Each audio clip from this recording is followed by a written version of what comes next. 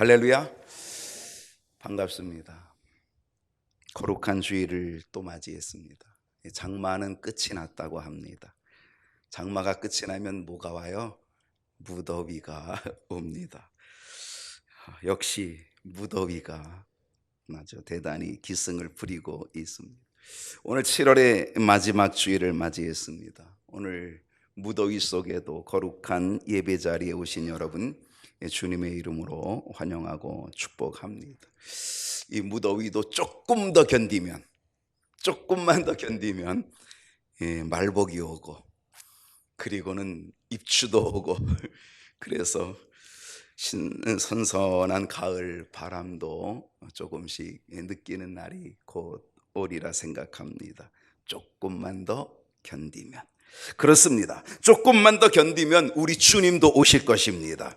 우리는 이 믿음의 길 쉽지 않지만, 그러나 이 쉽지 않은 이 믿음의 길, 그런데 안일하게 쉽게 가려고 하지 말고 우리가 조금 더 견디면, 조금 더 참고 나가면 우리 주님 다시 오시고 그 주님 만나게 될 줄로 믿습니다. 쉽게 안일하게 안주하지 말고 공식대로 가르침 받은 대로 또 말씀대로 순종하여서 마지막까지 승리하는 저와 여러분 될 수 있기를 주님의 이름으로 축원합니다. 옆에 있는 분하고 인사합니다. 잘 오셨습니다. 큰 은혜 받읍시다. 한 번 더 인사합니다. 더 나은 예배 드립시다. 오늘 말씀의 제목 봅니다. 예배의 모범, 더 나은 예배를 드립시다. 지난주하고 똑같습니다. 제2탄 더 나은 예배를 드립시다. 한 가지 물어보겠습니다. 아마 아실만한, 웬만한 분들은 다 아실 겁니다. 저의 목회 중에서 제가 가장 중요하게 여기는 것이 있습니다. 뭘까요? 네, 그렇습니다. 예배입니다. 저는 우리 교회 모든 성도님들이 일생 동안 하나님을 사랑하고, 일생 동안 하나님을 경외하고, 일생 동안 하나님께 감사하며 기쁨으로, 감사로, 영과 진리로 예배드리다가 모두 다 하나님 나라 천국에 가셨으면 좋겠습니다. 그게 제 바람입니다. 우리 교회 주보에 언제나 빠짐없이 인쇄되어 있는 문구가 있습니다. 한번 띄워주실까요? 방송실에서 다 같이 한번 읽어보겠습니다. 예배보다 시작.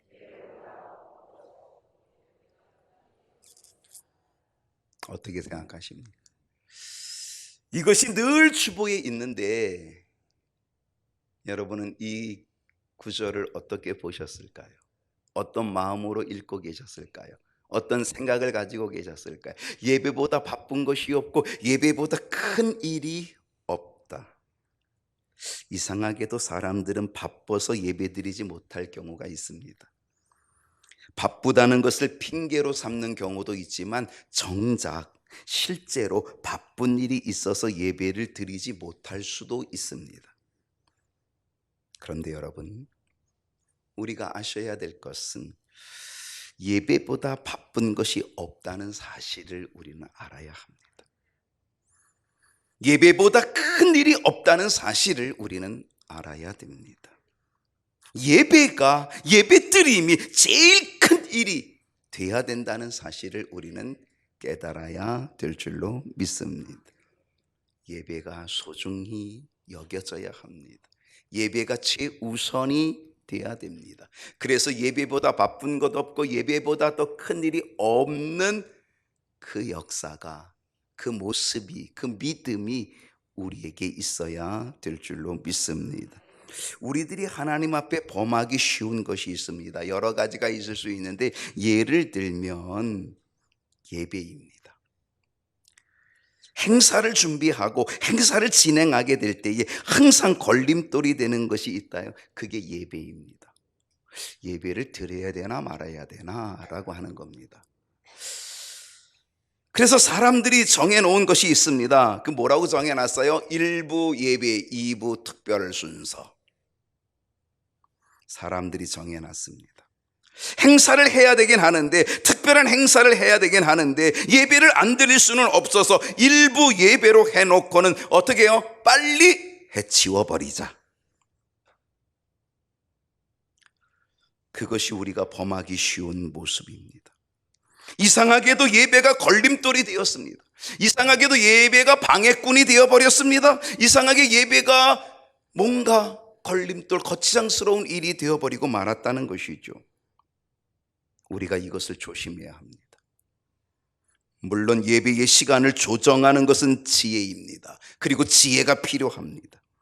그런데 우리는 시간의 문제가 아닙니다. 그것이 작은 시간, 짧은 시간이라고 할지라도 그 예배가 소중하기 때문에 그걸 소홀히 하거나 그걸 형식적으로 하거나 그걸 해치워버리는 식으로 한다면 그거는 잘못된 일인 거죠. 하나님이 결코 그 예배를 기뻐하지도 않고 그 입으로 되어지는 특별 행사도 기뻐하지 않을 것이죠.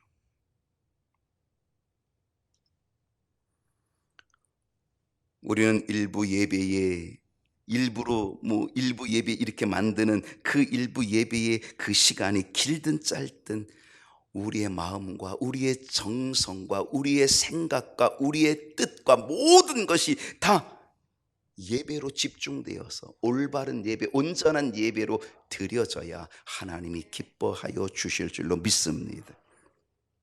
그것이 예배를 소중히 여기는 사람이 될 것이고요, 예배에 실패하지 않는 사람이 될 수 있다는 사실입니다. 오늘 주제가 더 나은 예배입니다.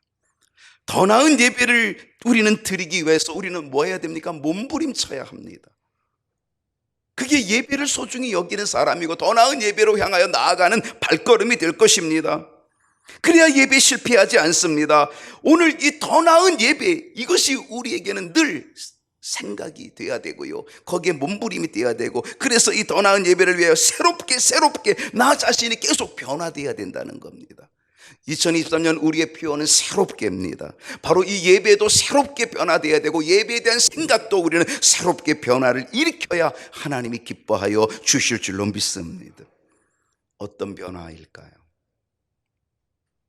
그 첫째는 생각의 변화입니다. 여러분, 생각하면서 예배 드릴 수 있기를 바랍니다. 그 생각이 변화가 일어나야 된다는 겁니다. 요즘 아이들이 쓰는 말 중에 이런 말이 있습니다. 야, 영혼 없는 말 좀 그만해. 들어보셨나요?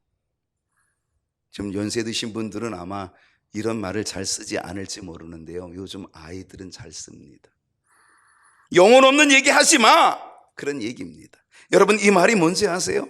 너 진심이 없는 말은 하지 마, 진심이 담기지 않은 말은 좀 그만해 라고 하는 거예요.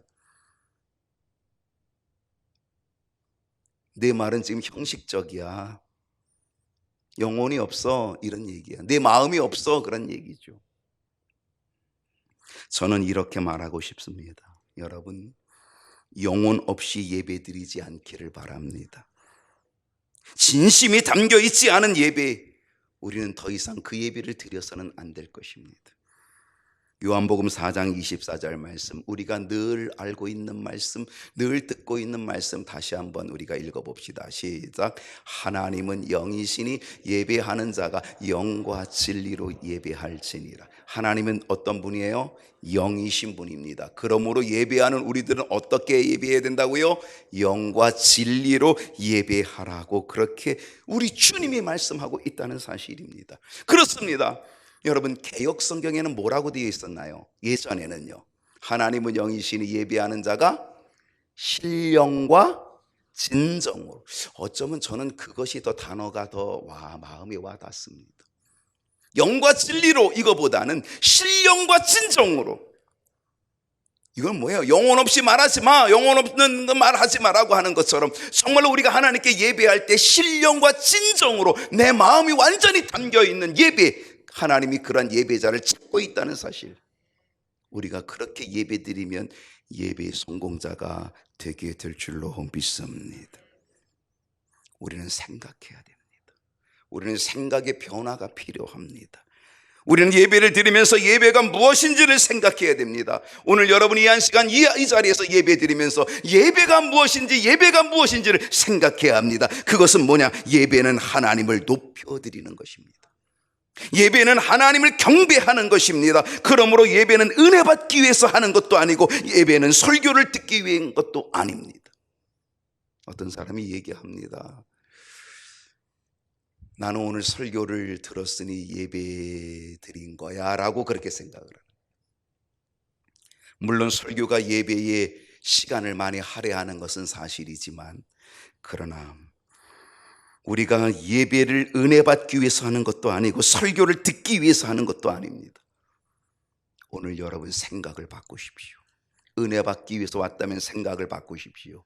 설교를 듣기 위해서 왔다면 생각을 바꾸십시오.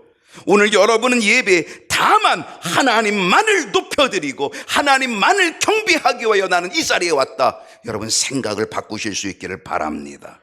우리가 그렇게 함으로 영과 진리로 그리고 신령과 진정으로 하나님을 높여드리고 하나님을 경배하면 은혜는 하나님이 보너스로 우리에게 거저 주시는 선물이 될 줄로 믿습니다. 그러므로 예배는 하나님께 집중하는 것입니다. 하나님만을 생각하는 것이 예배입니다. 이 한 시간 여러분 하나님께 집중하십시오. 이 한 시간 여러분 하나님만을 생각하십시오. 그것이 얼마나 어려운지 아실 겁니다. 그래서 몸부림쳐야 합니다. 그래서 더 나은 예배로 나아갈 수가 있습니다.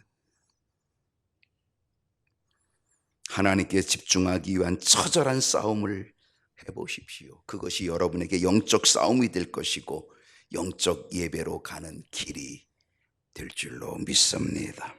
그렇습니다. 예배는 하나님을 생각하는 겁니다. 예배는 하나님을 생각하며 하나님께 집중하는 것이 예배입니다. 그러면 하나님의 임재를 만나는 은혜를 얻게 될 줄로 믿습니다. 이제 우리는 생각의 변화를 가져야 합니다. 예배가 무엇인지를 생각해야 되고, 그래서 예배를 통하여 하나님께 집중하는 우리의 생각이 되어야 된다라고 하는 것. 그런데요, 또 다른 생각의 변화는 뭔지 아십니까? 그것은 예배 순서를 생각해야 합니다.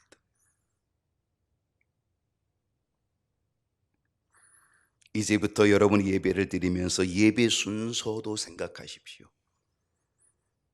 경인교회가 가지고 있는 예배 순서가 있습니다. 교회들마다 조금씩 차이는 있지만 그 안에 들어가는 내용은 일반적이고 공통적입니다. 경인교회가 진행하고 있는 이 예배의 순서 한번 여러분 생각하면서 예배 드리면 여러분은 더 나은 예배로 나아가게 될 것 틀림없습니다. 오늘 여러분 주보를 한번 보시기 바랍니다. 예배의 순서가 어떻게 되어 있나 한번 보십시오. 저희 교회의 처음 예배 순서는 뭐로 되어 있습니까? 은혜의 찬송으로 되어 있습니다. 일명 준비 찬송이라도 그렇게 불렀습니다. 저는 이 은혜의 찬송이 준비 찬송이라고 생각합니다. 하나님을 만나기 위한 내 심령을 하나님께 집중하는 준비하는 시간이라고 저는 생각합니다. 이 준비 찬송이라는 단어가 없어졌습니다. 왜냐하면 어떻게 하나님을 찬양하는데 준비가 어딨어? 이래가지고 이거는 단어가 틀린 거야. 그래가지고 이거를 빼버렸습니다. 준비 찬송이라는 단어가 이제는 사라졌는데 저는 이 사라진 이 준비 찬송 괜찮다고 생각합니다. 저는 그렇게 생각합니다. 저는 이 준비 찬송, 내 심령의 안테나를 하나님께 고정하는 것, 내 심령의 채널을 하나님께 고정하는 것, 그래서 하나님께 집중하는 찬송의 시간이 된다면 그것이 준비 찬송이든 은혜의 찬송이든 경배 찬송이든 그거는 아무 문제가 없다는 거죠. 다 오케이라는 거죠. 여러분도 이 준비 찬송, 은혜의 찬송을 부르면서 여러분의 마음과 생각이 하나님께만 집중하도록 해보십시오. 그런 생각을 가지고 예배를 시작한다면, 그리고 찬송으로 시작한다면 그 예배는 더 나은 예배로 갈 기회가 될 줄로 믿습니다. 그 다음은 뭐예요? 예배의 부름과 타종입니다. 이 시간은 뭐예요? 이제 준비된 여러분을 제가 여러분을 초청하는 겁니다. 이제 하나님의 임재 앞으로 오십시오. 하나님 앞으로 나아오십시오. 여러분을 예배의 자리로 초청하고 하나님 앞으로 여러분을 초청하는 시간입니다. 말씀으로 초청합니다. 그리고 이 타종을 통하여 여러분의 마음을 하나님 앞으로 나아갈 수 있도록 초청합니다. 그러니까 여러분이 이 예배의 부름과 타종이 울려 퍼질 때에 나는 이제 하나님 앞으로 나아간다고 하는 그 생각을 가지고 예배를 드리면 그 예배는 더 나은 예배가 될 수 있다는 거죠. 그리고 나서는 찬양대가 기원송을 합니다. 이 찬양대 기원송의 가사를 보면은 거기 뭐라 그래요? 이 예배를 받아주십시오. 이 예배를 통하여 하나님 영광을 받아주옵소서 라고 하는 찬양대 기원이 일어나게 되죠. 그래서 제가 초청하고 찬양대가 응답을 하는 그것이죠. 그 다음은 뭐예요? 그 다음은 오늘 예배를 위하여 간절히 하나님께 제가 기원을 드립니다. 이건 아주 짧은 기원이죠. 무슨 기원입니까? 하나님 이 예배 받아 주옵소서. 하나님 이 예배에 임재해 주시고 함께 해 주시옵소서. 이렇게 제가 기원을 드리는 거예요. 그리고 나서 찬양을 우리가 드리는데 그 찬양은 뭐예요? 경배 찬송을 드립니다. 이 경배 찬송은 찬송가 9장부터 한 40여 장까지 그 안에 있어요. 다른 찬송을 부르지 않습니다. 찬송가 앞에 있는 경배 찬송, 찬양과 경배라고 하는 이 주제의 찬송을 가지고 하나님께 올려드립니다. 이것은 하나님의 이름을 높이기 위한, 하나님의 찬송을 드높이기 위한 찬송 부르는 겁니다. 이 경배 찬송 때 멀리 멀리 갔더니 이 찬송 안 부릅니다. 성도여 다 함께 할렐루야 이렇게 이 찬송 부릅니다. 하나님을 경배하는 찬송이죠. 하나님께 영광을 돌리는 찬송을 한 다음에 이어지는 것은 송영입니다. 송영. 이 송영은 뭐예요?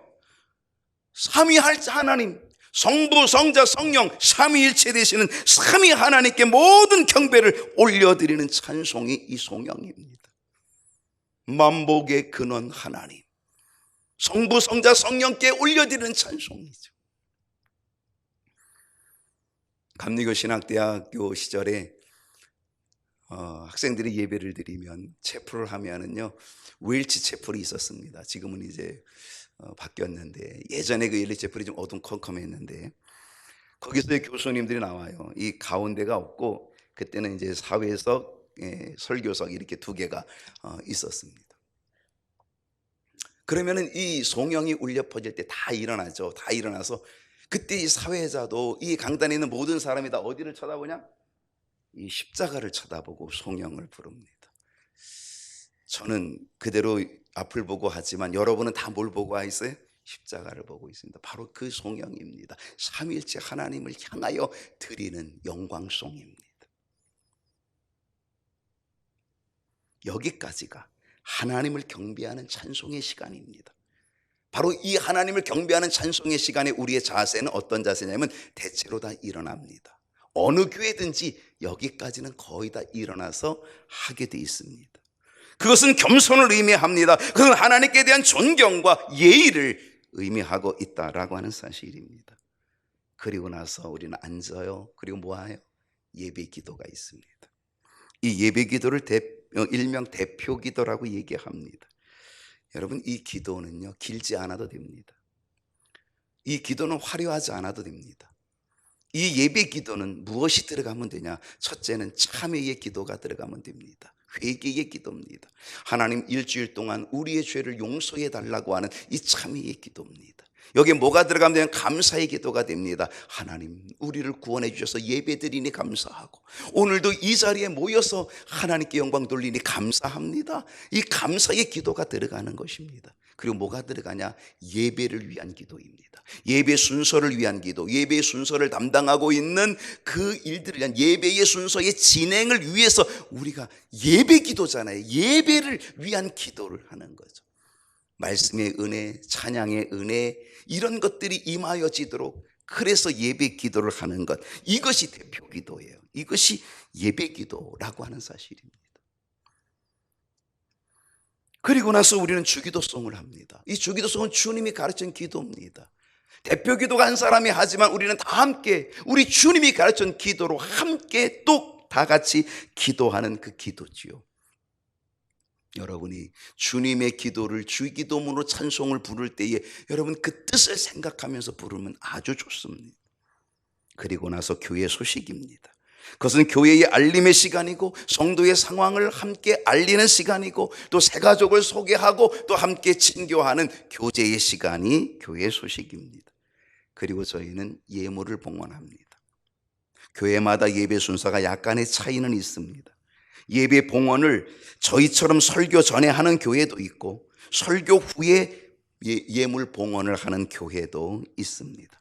설교 후에 예물을 봉헌하는 교회는 신학적 마인드, 목회자의 신학적 마인드가 어떤 마인드입니까? 그것은 하나님의 말씀을 듣고 받은 은혜에 감사함으로 드린다라고 하는 의미. 그래서 설교 뒤에 봉헌이 들어 있습니다.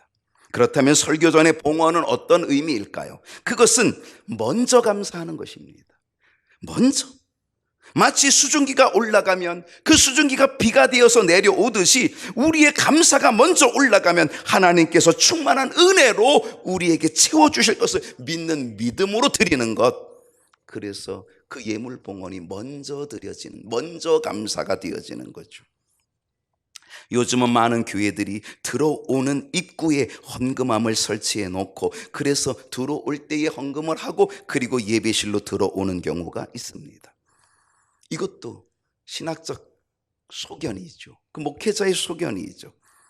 헌금에 대한 목회자의 소견에 따라 되어지는 것인데 저는 헌금은 예배의 일부분이어야 된다라고 생각을 합니다. 예배 중에 내 자신의 헌신을 하나님 앞에 보여드리는 거죠. 결단하는 거죠. 우리가 더 나은 예배를 배울 때에 가인과 아벨에 대한 이야기를 했습니다. 거기 뭐라고 되어 있냐면 가인과 그 제물은 하나님이 받지 아니하시고 아벨과 그 제물은 하나님이 받으셨다 그랬어요. 여러분, 하나님이 받으시는 것은 하나님께서 예물만 받으시는 게 아니라 가인과 아벨 그들의 몸도 받으신다는 거예요. 그래서 가인과 그 예물, 아벨과 그 예물 이렇게 돼 있다는 거죠. 오늘 우리가 하나님 앞에 드리는 이 예물의 봉헌은 예물만 드리는 것이, 헌금만 하는 것이 아니라 내 몸을 드리는 거거든. 내 자신을 드리는 거거든.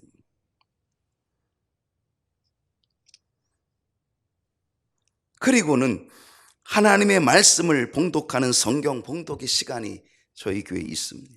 그리고 찬양대의 특별한 찬양으로 하나님께 영광을 돌리고 나서 제가 목회 기도를 포함한 봉헌 기도를 드립니다. 그리고 하나님의 말씀을 지금 선포하고 있는 거죠.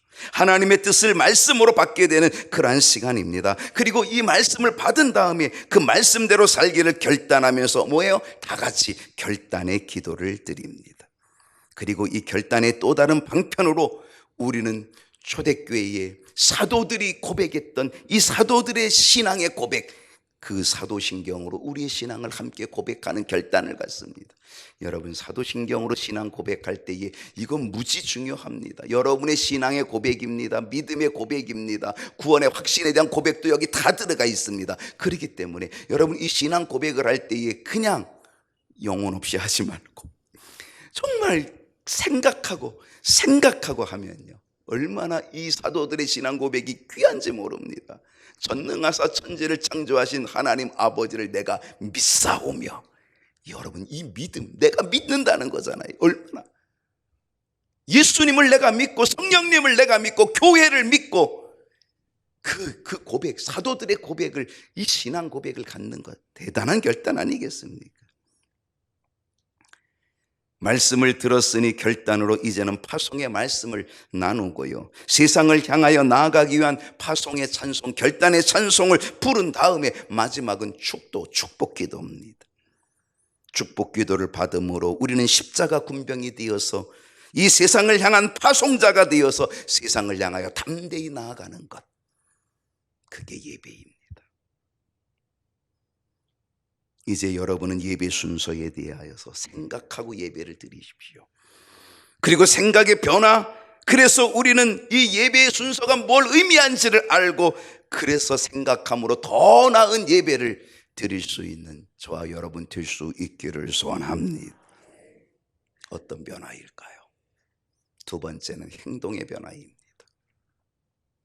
예배에 대한 생각의 변화가 일어난다면 그 사람은 반드시 행동의 변화도 일어나야 됩니다. 생각만 변하면 안 되고 행동도 변해야 합니다.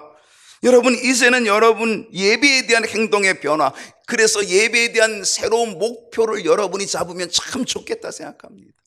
여러분이 행동할 수 있는, 실천할 수 있는 행동의 변화가 꼭 필요하다는 겁니다. 그 중에 하나가 뭔지 아십니까? 예배 출석입니다. 매년 연말 시상이 있습니다. 하나는 전도 시상이고 하나는 예배 출석 시상입니다. 제가 목회한 지 지금 34년, 단독 목회한 지 34년이 됐는데 34년 동안 예배 출석 시상을 해왔습니다. 그 시상자 중에 제가 평생 잊지 못할 기억에 남는 분이 있습니다. 20여 년 전, 그 당시는 새벽 기도가 365일 있었습니다. 하루도 쉬는 날이 없었습니다. 새벽 기도가 365일 있었습니다. 연말 시상 출석상에 도전하시는 한 권사님이 계셨습니다. 그 권사님은 한 해 동안 작정을 했습니다. 올 한 해는 모든 예배에 출석하리라 작정을 했습니다. 주일낮 52번이죠. 그 당시는 주일 오후도 아닙니다. 밤 예배입니다. 저녁 예배, 집에 가서 밥 먹고 또 와야 됩니다. 저녁 예배 52번입니다. 수요일 저녁 52번, 금요 기도회 52번, 속회 52번, 그리고 새벽 기도 365일을 한 번도 안 빠졌습니다. 그거를 2년 동안 2번 시상, 2번 수상한 권사님입니다. 교회가 정한 모든 예배를 100% 출석했다는 거죠. 아마 그분에게도 평생 잊지 못할 일이었을지도 모릅니다. 남편이 농협 이사였습니다. 그 이사들이 해외여행 이렇게 자주 나가는데, 여보 나는 못 가. 난 하나님께 작정해서 당신 혼자 갔다 와.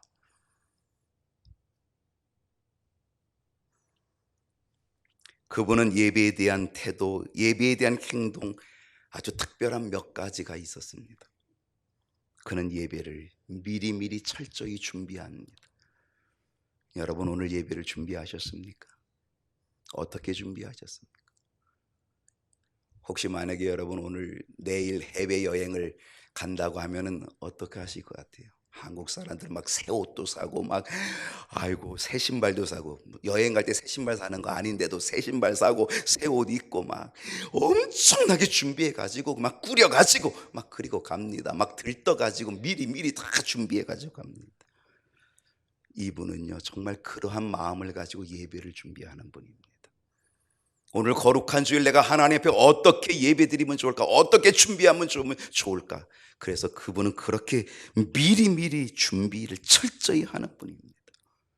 예배 시간 언제나 30분 이전에 교회에 도착합니다. 그리고 그는 일찍 와서 뭐 합니까?